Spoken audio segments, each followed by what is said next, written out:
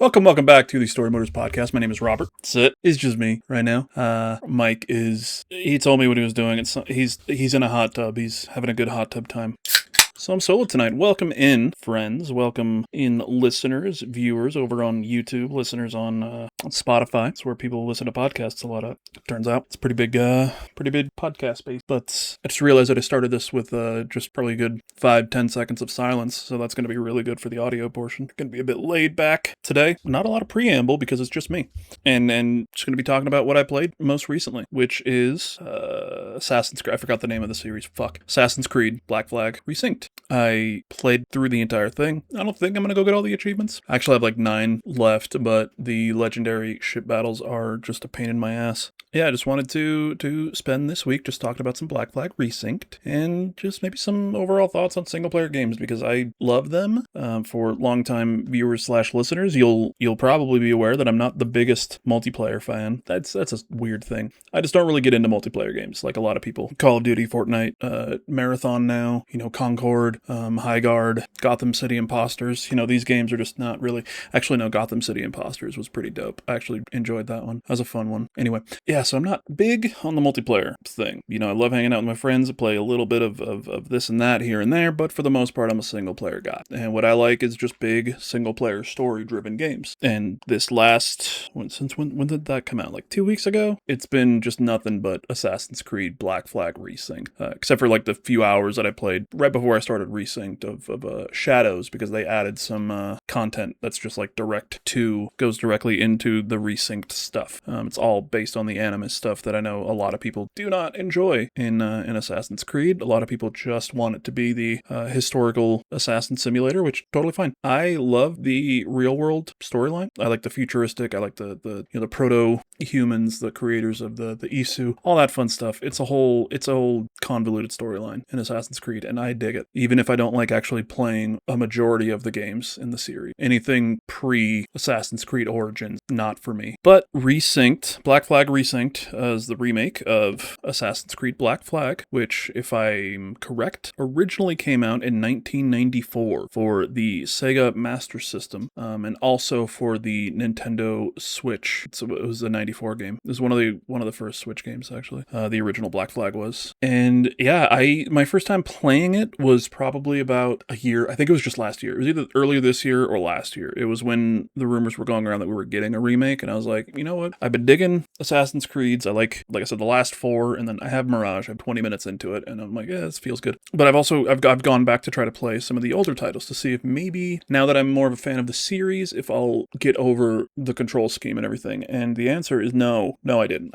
They still feel like ass to me. But yeah, I still do not like the feel of the older Assassin's Creed games, even Black Flag, the original Black Flag. I tried jumping into it I gave it a good couple of hours. I played through the original, played through, the first couple of hours, and one of the big things that jumped out to me playing Resynced was that there's just nothing in the real world. Like, it's spoiler, I guess. But at the beginning of the original Black Flag, I remember a scene where I go to, I believe, Abstergo, or just go to Ubisoft, and you're just an employee, and that's kind of your reason for getting into the Animus, to relive these memories of Edward Kenway. This game, Resynced, just goes straight into, you're Edward Kenway, you're a pirate on the high seas, or you're not a pirate. I can't remember. I think at the beginning he was a pirate. Like, you're a pirate for a majority of the game. I think at the very beginning you're a pirate, you kill an assassin, and then you take over that identity, and that kind of jumpstarts the whole storyline of the game. But yeah, there's no real life story that you're going through. You're not working for Abstergo, you're not working for Ubisoft, you're not making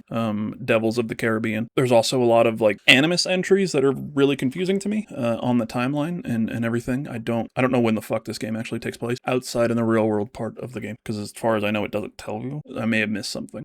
There's a lot of shit to read. But yeah, played through like maybe the first hour or two. I was like, it feels so stiff. The original Assassin's Creed games just feel so stiff to me, and I cannot get over that, I guess, is the best way to put it. The freedom of movement in, from Origins onward, to me, is a much better gameplay experience for me. I'll say something slightly controversial. One thing I did miss in this game is the RPG mechanics and like the actual, the leveling up and getting better gear. And maybe it's, probably just because it's me and the way that I play the other Assassin's Creed games, the ones that I have played. You're just constantly getting new gear, and like you can upgrade the gear, and you can, I'm thinking of Shadows where you can like add talismans. I forget what they are, but they give you kind of extra perks as you're upgrading your gear, and like, you're able to do more damage. But this game doesn't have that. You have gear. If you get legendary gear, it has a built-in perk. But for the most part, that is it. Not for the most part, for the entire part. You get a piece of legendary gear. It has a perk on it. Sometimes they're really dope. Sometimes they're just kind of whatever. Or, they just didn't fit with my style of gameplay. But yeah, you're not leveling anything up. You're not making the gear stronger or anything. Your outfit is primarily just just cosmetic. Your actual pirate outfit and all that stuff, it's just cosmetic. It doesn't give you any gears. You've got some like little accessories that you can get that let you, I guess, customize your character just a little bit, but for the most part, no, you're playing the story of Edward Kenway, and you are just a pirate in this weird world of assassins and Templars that you just find yourself in because you're a fucking pirate and you kill somebody, you kill the wrong person, and you end up trying to become that person. Look, it's a whole storyline build. It's a whole storyline thing.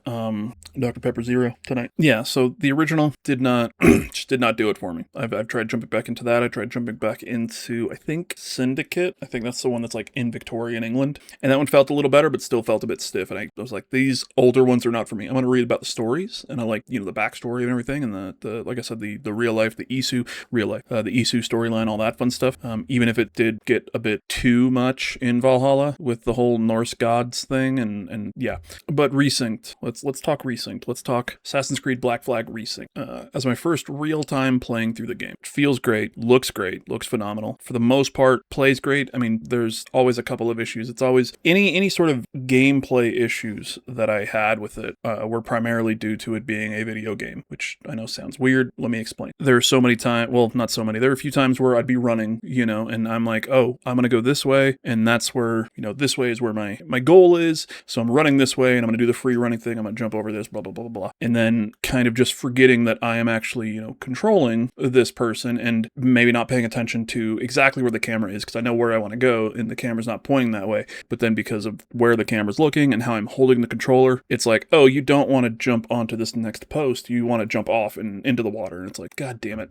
So it's like that stuff that got me the most. But story-wise, I really dug it. I can't say what was different about it because, like I said, I didn't play through the entire thing, but I know that they added new like features and some new dialogue, I believe, like new story missions. I think I read that they added new story missions for the officers that you get for your ship. And here's the thing, I don't have anything else on screen here. It's just me, so I can Google it. Additions to Black Flag Resynced. Genuinely, so this is RPG Site. This is written by Hayes Madsen. It is, I believe, not their review. It's I think their final preview. Yeah, to get the basics out of the way, this is a faithful remake that completely retains the original story and content of Black Flag while adding a host of new quests, cutscenes, voice lines, gameplay mechanics, locations, and more. The only thing not included is some of Black Flag's original DLC, namely the Ottawa-focused Freedom Cry, which I know there was a lot of talk online about how it was missing out on that. I don't have the context. I met the character, he was fucking great, and I feel like that'd be probably a good storyline to play through. Fuck, maybe they'll do it. I know Atlas remade DLC for Persona 3 Reload. They remade the Aegis DLC, so at the very least, it's Ubisoft's way of making a little more money. The addition to Crouch, apparently the original didn't have Crouch. Elsewhere, 3 new recruitable ship captains give you additional naval combat abilities, an enhanced ram, a perfect brace to reduce damage, and a deadly repeating mortar. Otherwise, naval combat remains mostly the same, feels exactly like Skull and Bones. I know we were all thinking that. This is by far the best looking Anvil game to date. Anvil is the engine that they use to make it, trying to just kind of going through here. So this is from the article here. But where Resynced blew me away the most was with the narrative additions, genuinely thoughtful and meaningful new pieces of content that dramatically enhance the overall storytelling, character conclusions, and Edward's arc. One new quest gives extra context to Blackbeard's arc, greatly expanding on how deeply Edward cared for him as a friend. Each officer comes with their own arc and set of quests, simultaneously giving more insight into how Edward functions as an actual captain, fleshing out his relationship with the crew. Then, there's a lengthy whole new set of side quests at the end of the game, introducing a new villain while driving home the ethos of the game's message, the dangers of unchecked greed and deconstructing our romanticized view of piracy. That's not even to mention the 4 Animus rifts that function as this game's modern-day story. I found 2 of them. Could not find the other 2. Also, didn't look that hard, because the 2 that I did were annoying as fuck. One of them was about Blackbeard and kind of being like, hey, I'll show you what would have happened if Blackbeard maybe made a different choice. It just kind of tells you, you kind of go through this place as an Animus being, but then there's combat that you have to do, but you don't have any of the gear that you have, and how you're used to fighting is just gone. You're just like a blank character, so you're just getting mauled, and it's boring and it's terrible, and I hate it. Story-wise, great. I love the Animus stuff. I really do. Yeah, Resynced, fun. Storyline, I enjoyed it. I was a pirate, and I felt like a pirate, and I felt like a cool pirate. The ship was mostly great doing some of the combat. Some of the combat missions out on the sea would get annoying, because it's like, hey, you're essentially in this small arena on the sea, and there are walls that you can't cross. You can, but if you do, we're going to yell at you and tell you, hey, you got to get back to the arena, or else we're going to cut you off. But you're in the ship, so you go past this wall, you start to see this mission, and then to turn around, it's this whole slow thing of trying to turn back around to get through. And once again, it's gameplay stuff, and it's almost, I think, kind of, it took me out of it in a way that I didn't like. But I know that they have to have their kind of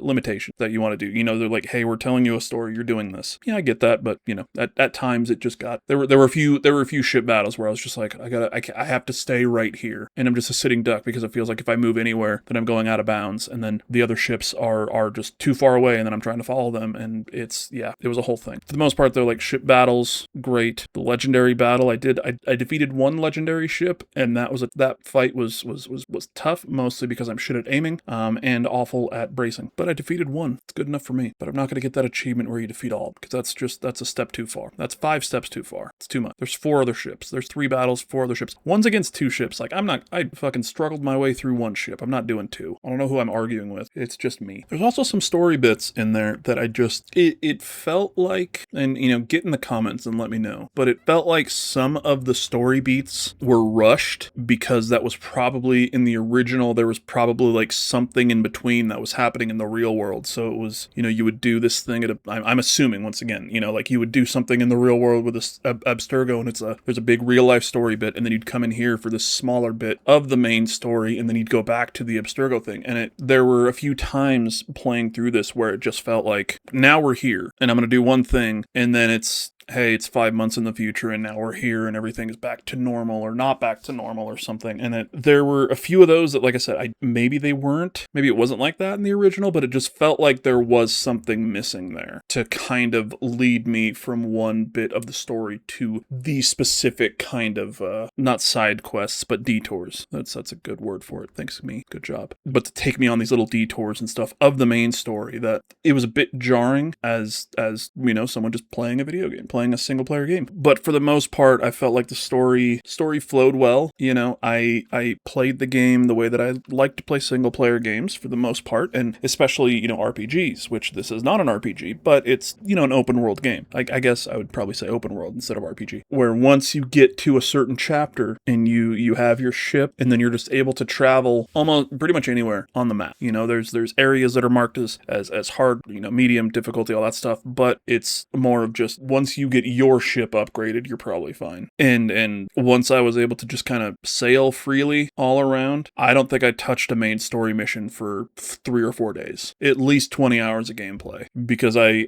went through the ocean. I got every upgrade that I could get, because there were a few that were locked behind some, future story bits. But I got all the ship upgrades that I could get. I did all of you have naval contracts that you can pick up, which are mostly just like, hey, go, I'm going to pay you use so much gold to go and sink this ship, or go kill the captain and steal the ship so I could do it, or go and liberate some supplies, stuff like that. I did all of those. I unlocked all the captains that I could get to, because there was one that's, kind of later on in the main story that I, just couldn't get. I did all of the Templar hunts, which, once again, without that, it feels like without the main, or the real life story, the whole battle between assassins and Templars, for me at least, just seemed, and maybe it's from, somebody from playing, specifically Valhalla, where you have Basim, who is, hey, we're in the Brotherhood, this is a whole thing, like, this is a movement, and you are now actually part of it, as opposed to Edward Kenway, who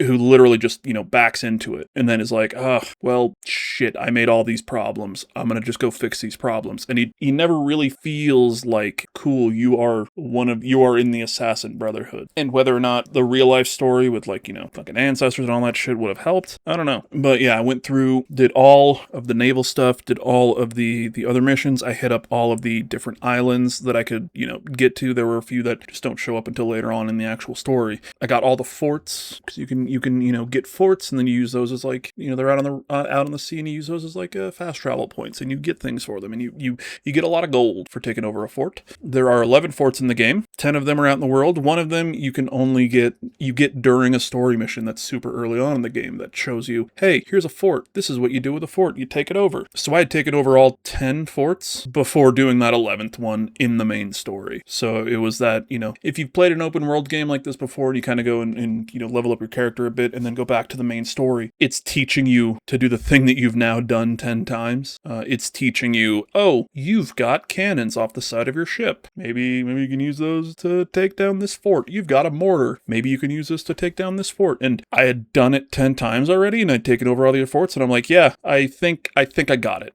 One mortar shot, because that's fully upgraded as far as it could go. Take everything out and just kill it. And that's just the way that I like to play single player games, open world games. That's my prerogative. That's me. Not everyone likes to do that, and that's fine. You can play games however the fuck you want to play games. That's a cool thing about games. A lot of games. Some games you can only play it one way. Pong, up, down, what up? Okay, don't really have a lot to talk about with Resynced. It's a fun game. I highly recommend it. I played it through Ubisoft Plus. I did like a month of it. You get access to, like, the big deluxe edition, which has, for the most part, it was some cosmetic stuff. It was some ship customization, and then a different suit, and then use some, like, the Assassin's points or whatever the fuck, the Animus points. I forget. Helix points. Are they Helix points? I don't think they're Helix points, because I think Helix points you have to spend actual money on.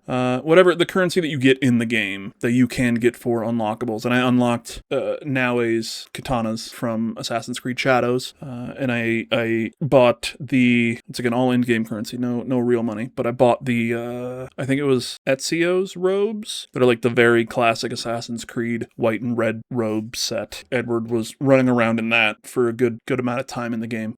I just froze. Yeah, Resynced is a fun game. It's a terrible review. I can't really compare it to the original. I can only really compare it to the games that I've played, which is Valhalla, Odyssey, Shadows, a bit of Origins, 20 minutes of Mirage, and Avatar, Winds of Pandora, Frontier of Pandora. I don't know what the fuck. The Ubisoft Avatar game, which is just Far Cry. It's actually pretty fun if you like Far Cry. I like Far Cry. Let's talk Far Cry. What's the last one that we got? Far Cry 6. Okay, that one, a little weird. I really liked Far Cry 5. I thought it was I don't know, like, brave's a weird word, but instead of this crazy menace that's just in this fake country, in this fake jungle country. No, you're in Montana, and it's a cult, and we don't need to get any crazier than it's a cult. I mean, you do, because there's psychoact drugs, psychedelics, but stories, hey, it's a cult. This cult leader has fucking control of everybody in this town. Let's take him down. Cool, simple. I'm not a jungle guy for the most part, so it was fine to me. Far Cry 6 was fun. Even just I don't know why they didn't just say Cuba. It was Yuba. It's like, come on, you're being silly at this point. Avatar, which is just a Far Cry game, but on Pandora, and it's beautiful looking. The other Ubisoft series that I don't know of, For Honor, that's still going. That's weird that it's still going.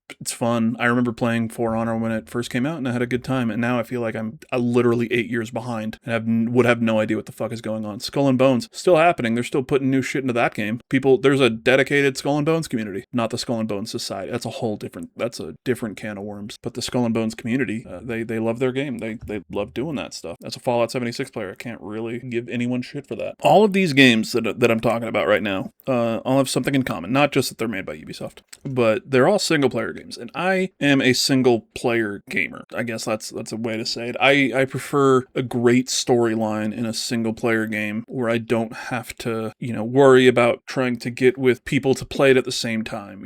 I can just kind of jump into it whenever I want to, spend as much time as I want to in it, because I don't, right now especially, I don't want to go outside. It's so fucking hot outside all the time. I'm gonna stay inside until August 15th, unless I have to go to work, which is most days. Let's be honest. It's 93 degrees right now. It is 8 o'clock. That's why. That's stupid. I don't like that. But single player games, I love getting stuck into a very long story. Played multiple Persona games multiple times. Before I played Resynced, I went and I just was like, I'm gonna get the platinum trophy from the go in Metaphor ReFantasio. So I did that. And I prefer these single player storylines where I am allowed to kind of take my time doing what I want to do in the order that I want to do it, and that's what these great open world games kind of allow me to do, is gives me kind of, hey, silly way to say it, here's your sandbox. What are you going to do? And it's going to guide you along into a story, but you can kind of play it in a lot of ways that you want to. You're going to have some big story beats that you're going to have to do, but,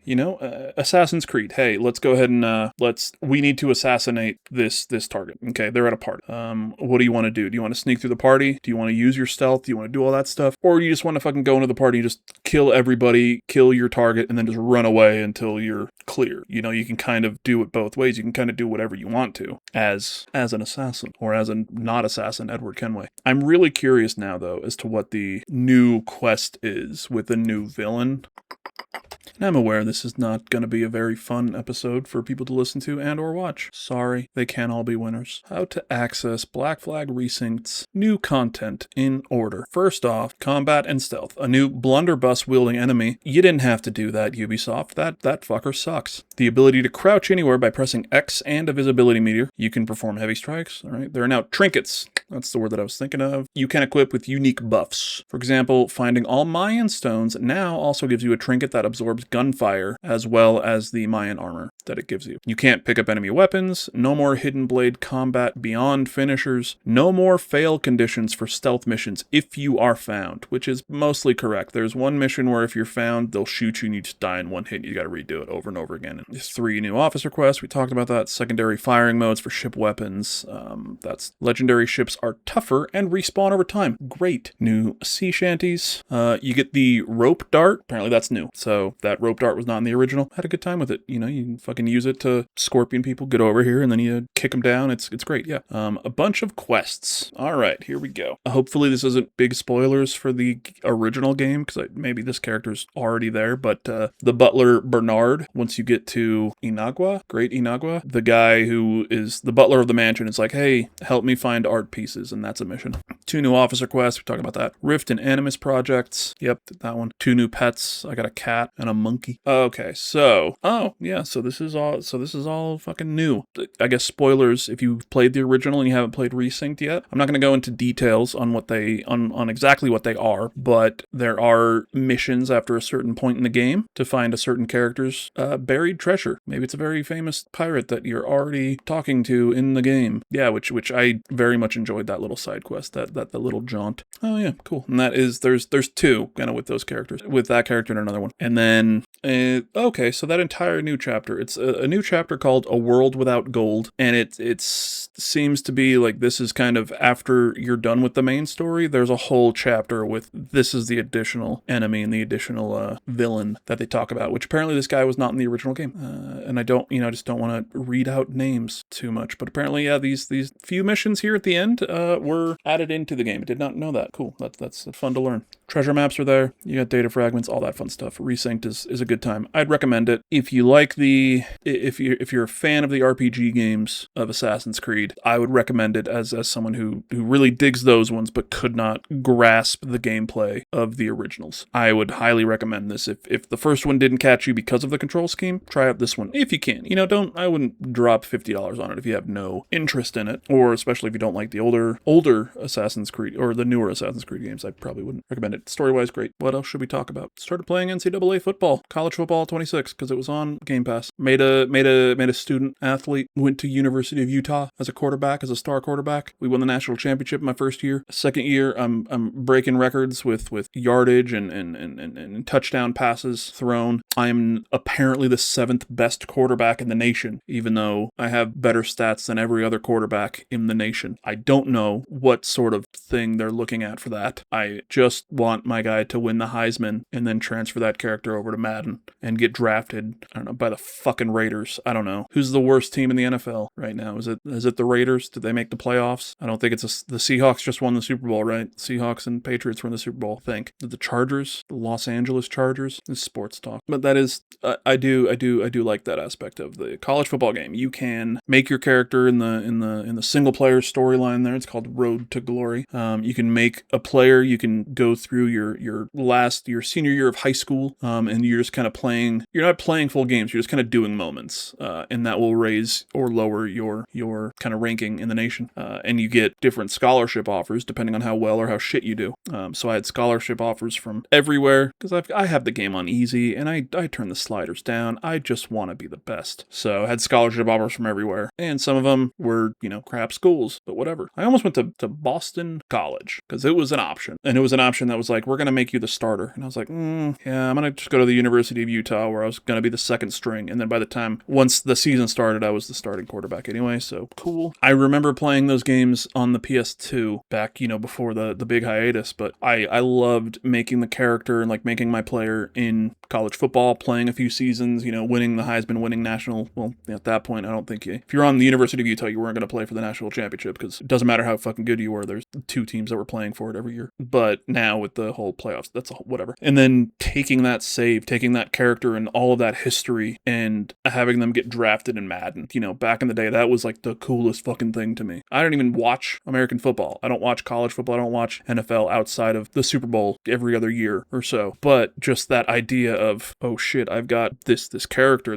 I made a kid in high school, and I've taken this kid from high school through college into the pros in NFL, and it was, I don't know, it's just neat. It's a great word for it, neat. I'm rambling. I have nothing else to talk about. Is there video game news? Yes, but there's no back and forth here. Mike, I miss you. We'll be back next week. We'll see what we're going to talk about next week. Maybe next week we talk about multiplayer games. This week is just me talking about single player games and why I enjoy the single player games, and just being able to kind of veg out, deep dive into a game and take my time. I did it in this game. I did it in Metaphor, even though I played Metaphor before. I'd be playing the game and I'd get to a point where I'm like, oh, I wonder what that is, and it doesn't tell me. So then I'm just like, I'm just gonna put the controller down for 45 minutes and look up all of the lore behind whatever the fuck it is I'm doing in the game right now. Great. And then just pop back into it. I can take my time, or I can go as fast as I want to go while I'm playing the game. With multiplayer games, you can't really do that. Or you can, and then your teammates will just be like, what the fuck are you doing, bro? Go paint your dude and hide. You can't look. There's no lore for Mecha Chameleon. Why are we doing this? Who are we? Why am I just a blob? Why am I a blank slate? Why am I hiding from the hunter? Why are we here? What's the point of it all? It's probably some really deep lore in Mecha Chameleon. Like in Splatoon, the Splatoon world lore is just nuts. That's Earth, but it's post-apocalyptic and all the humans are dead. It's crazy. It's a fucking Nintendo game where you're squid kids and you're shooting paint, and it's the most depressing world. Yeah, I think that's about it this week. Not a great one. Definitely not a great one. Probably one of the worst ones. This is probably worse than the one with Mega Ran that we never aired because there was no audio. This was worse than the one with no audio from me because this was just me. I'll just take this audio and put it over the video of that one. I'm not going to do that. I don't know why I would say that. That would be. Get in the comments. Tell us about your favorite single player game. Subscribe to the YouTube. I know it's a glowing fucking endorsement this episode is. Subscribe to the YouTube. Hang out with us on Twitch when we do the live episodes every Tuesday, 7:30 p.m. Mountain Time. Every Tuesday we are doing a podcast. That's about it. Now I'm going to go play some more college football. I'm going to go make a pizza, a little mini personal size. That's the word I was looking for. Home run in personal pizza, sausage, pepperoni, it's a little frozen thing, 20 minutes to make because I got to, heat up the oven, and then it's like a 15 minute wait for it to cook. Just talk about pizza, how fucking dope pizza is. Riley loves pizza, and Riley, we love you. I love you here. It's going to look weird because I'm going to have to go back to the 2-person screen to play the outro music because I don't have it set up for this single person screen. See, no one here. I'm all alone. Bye.